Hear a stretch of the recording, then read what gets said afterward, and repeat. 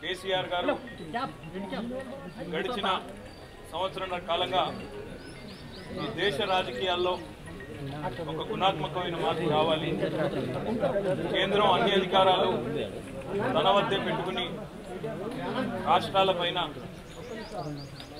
ఏదైతే నిర్లక్ష్య వైఖరి అవలంబిస్తూ ఉందో ఇది మారాలి అనే ఆలోచనతో ఒక సమాఖ్య స్ఫూర్తితో ఫెడరల్ స్పిరిట్తో జాతీయ స్థాయిలో ఒక ప్రత్యామ్నాయాన్ని ఏర్పాటు చేయాలని ఒక కార్యక్రమాన్ని ఒక ప్రయత్నాన్ని ఏదైతే ఆరంభించారో అందులో భాగంగానే వారు గతంలో స్వయంగా కోల్కతాకు వెళ్ళి మమతా బెనర్జీ గారిని, ఒరిస్సాకు వెళ్ళి బిజు జనతాదళ అధ్యక్షులు ఒరిస్సా ముఖ్యమంత్రి పట్నాయక్ గారిని, నవీన్ పట్నాయక్ గారిని, అదే రకంగా చెన్నైకి వెళ్ళి స్టాలిన్ గారిని, అదే రకంగా బెంగళూరుకు వెళ్ళి కుమారస్వామి గారిని, అజిత్ జోగి గారిని, ఇంకా చాలా పార్టీలతో ఆయా పార్టీల అధ్యక్షులతో వారు సంప్రదించడం జరిగింది.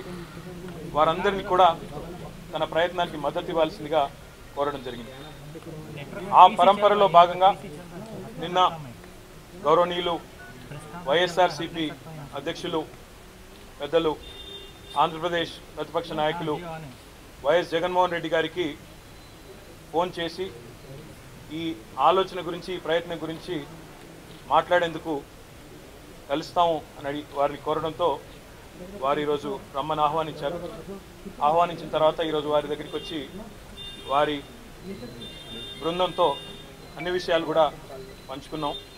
తప్పకుండా మాకు విశ్వాసం ఉంది. Like minded forces who believe in strengthening regional parties and states, రాష్ట్ర ప్రజల ఆకాంక్షలకు దగ్గరగా ఉండే విధంగా జాతీయ రాజకీయాలు ఉండాలి, రాజకీయ వ్యవస్థ ఉండాలి అనే ఆలోచన ఉన్న ప్రతి ఒక్కరు కూడా కలిసి వస్తారనే విశ్వాసం మాకుంది. ఈరోజు చాలా విషయాలు కూడా వారితో పంచుకోవడం జరిగింది. భవిష్యత్తులో తప్పకుండా సందర్భానుసారంగా ఏ రకంగానైతే కేసీఆర్ గారు అన్ని రాష్ట్రాలకు వెళ్ళి ఆయా రాష్ట్రాల్లో ఉండే ప్రధాన రాజకీయ పార్టీల అధ్యక్షులతో, ఆయా రాష్ట్రాల్లో ఉండే ముఖ్యమంత్రులతో, ఆ పార్టీల అధ్యక్షులతో సంప్రదించారో, త్వరలోనే ఆంధ్రప్రదేశ్ రాష్ట్రానికి కూడా కేసీఆర్ గారు స్వయంగా వెళ్ళి జగన్మోహన్ రెడ్డి గారితో స్వయంగా కూర్చుని మిగతా అన్ని విషయాలను కూడా చర్చించి తప్పకుండా ఈ చర్చలను ముందుకు తీసుకొని పోతామని ఈ సందర్భంగా తెలియజేస్తాం.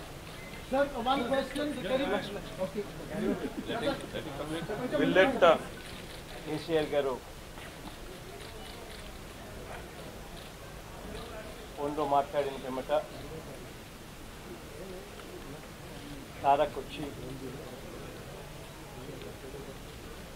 డిస్కస్ చేశాడు. ఫెడరల్ ఫ్రంట్ గురించి, రాష్ట్రాలకు జరుగుతూ ఉన్న అన్యాయాల గురించి,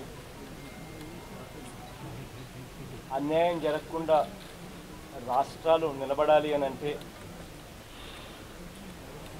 దేశవ్యాప్తంగా రాష్ట్రాలు కలవవలసిన అవసరం గురించి, మన ప్రత్యేక హోదానే ఉంది. ఫర్ ఎగ్జాంపుల్ పార్లమెంటుని సాక్షిగా చేస్తూ ఇచ్చిన హామీకే ఈరోజు దిక్కు దివానా లేని పరిస్థితిలో ఉన్న పరిస్థితులు, రాష్ట్రాలకు ఏ రకంగా అన్యాయాలు జరుగుతూ ఉన్న పరిస్థితులు కనిపిస్తూ ఉన్నాయి. వీటిని అధిగమించాలి అని అంటే ఒక్కొక్క రాష్ట్రం పరిధిలో వాళ్ళకున్న ఎంపీల సంఖ్యాపరంగా చూస్తే అధిగమించే పరిస్థితి ఉండదు. కాబట్టి 25 మంది ఎంపీలతో మేము ప్రత్యేక హోదా కోసం డిమాండ్ చేసినా పట్టించుకునే పరిస్థితి కనిపించదు. ఆ 25 మంది ఎంపీలకు తోడు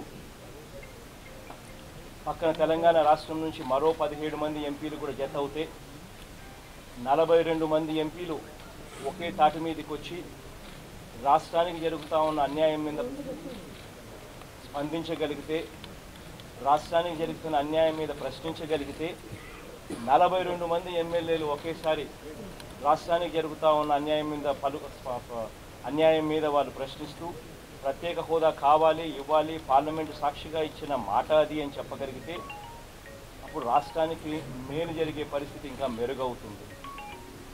కాబట్టి ఇది స్వాగతించదగ్గ విషయం. రాష్ట్రాల హక్కులు నిలబడాలి అనంటే, రాష్ట్రాల హక్కులు కాపాడబడాలి అనంటే సంఖ్యాపరంగా ఈ నెంబర్ పెరగాలి. అప్పుడే కేంద్ర ప్రభుత్వాలు రాష్ట్రాలకు అన్యాయం చేసే దిశగా అడుగులు వేయడానికి వెనకడుగు వేసే పరిస్థితులకు వస్తాయి. ఈ దిశగా అడుగులు వేస్తూ కేసీఆర్ గారు ప్రతిపాదించిన ఒక జాతీయ ప్లాట్ఫామ్ వేరెన్ రాష్ట్ర ప్రభుత్వాలన్నీ కూడా ముందుకొచ్చి ఒకటై ఎంపీల పరంగా సబ్స్టాన్షియల్ నంబరు ఏకం చేసి రాష్ట్రాలకు జరుగుతున్న అన్యాయాలను హైలైట్ చేయగలిగే పరిస్థితి, రాష్ట్రాలకు జరుగుతున్న అన్యాయాలను జరగకుండా సాధించగలిగే పరిస్థితిని క్రియేట్ చేయడానికి ఏదైతే కేసీఆర్ గారు ముందుకొచ్చి ప్లాట్ఫామ్ క్రియేట్ చేసే కార్యక్రమం ఏదైతే చేస్తూ ఉన్నారో అది హర్షించదగ్గ విషయం. కేటీఆర్ గారు వచ్చి అదే విషయాలు చెప్పారు. ఆ తర్వాత కేసీఆర్ గారు మళ్ళీ నాతో ఫోన్లో కూడా మాట్లాడారు. ఫర్దర్ డిస్కషన్స్కు మళ్ళీ కేసీఆర్ గారే తానే వచ్చి ఫర్దర్ డిస్కషన్స్ కూడా తాను చేస్తానని చెప్పి కూడా చెప్పారు. ఈ నేపథ్యంలో కేటీఆర్ గారు చెప్పిన అన్ని విషయాలను కూడా పార్టీలో ఉన్న మేమంతా కూడా ఇంకా సుదీర్ఘంగా కూడా డిస్కస్ చేసి దీన్ని రాబోయే రోజుల్లో ఇంకా ఎలా ముందుకు తీసుకొని పోవాలి అన్న విషయాల మీద ఇంకా 4 అడుగులు ముందుకెళ్ళే పరిస్థితి చేస్తారు. ఐ థింక్ ఒకటే ఒక మాట ఆంధ్రప్రదేశ్ రాష్ట్రానికి ప్రత్యేక హోదాకు సంబంధించిన అంశం ఏదైతే ఉందో ఈ విషయంలో తెలంగాణ రాష్ట్ర సమితి ఇప్పటికే తన వైఖరిని మా పార్టీ అధ్యక్షులు రాష్ట్ర ముఖ్యమంత్రి కేసీఆర్ గారితో సహా రాజ్యసభలో మా పార్టీ ఫ్లోర్ లీడర్ కేశవరావు గారు, లోక్సభలో మా పార్లమెంట్ సభ్యురాలు కవిత గారు అందరం కూడా పలు వేదికల మీద చాలా స్పష్టంగా ఈ మాట చెప్పాము. ఆంధ్రప్రదేశ్ ప్రజలకు భారతదేశ ప్రధానమంత్రిగా ఆనాడు అప్పటి ప్రధానమంత్రి ఇచ్చిన మాటను నిలబెట్టాలని కూడా చెప్పాం. కాబట్టి ఆ విషయంలో ఇలాంటి రెండో అభిప్రాయం కానీ రెండో ఆలోచన కానీ మా పార్టీలో ఎక్కడ కూడా లేదు. అట్ ద సేమ్ టైం ఈరోజు జరిగింది కేవలం మొదటి సమావేశం మాత్రమే. ఇందాక నేను చెప్పినట్టు కేసీఆర్ గారు స్వయంగా ఆంధ్రప్రదేశ్కి వెళ్ళి జగన్మోహన్ రెడ్డి గారితో ఇంకా మిగతా అన్ని విషయాలు కూడా చాలా కూలంకషంగా మాట్లాడతారు, సవివరంగా అన్ని విషయాల్లో కూడా స్పందిస్తారు. అందులో మీరు అడిగిన అంశం తెలంగాణ ప్రయోజనాలు, ఆంధ్ర ప్రయోజనాలు, 2 తెలుగు రాష్ట్రాల ప్రయోజనాలు ఇద్దరం కలిసి ఉమ్మడిగా ఏ రకంగా పోరాడాలి అనే విషయంలో కూడా అన్ని విషయాలు కూలంకషంగా వారు చెప్తారు. ఈ రోజుకి అన్నీ చెప్పేస్తే మళ్ళీ మీకు తర్వాత అడగడానికి ఉండదు, మాకు చెప్పడానికి ఉండదు. కాబట్టి ఈరోజు ఇక్కడికి వదిలేదు. My request is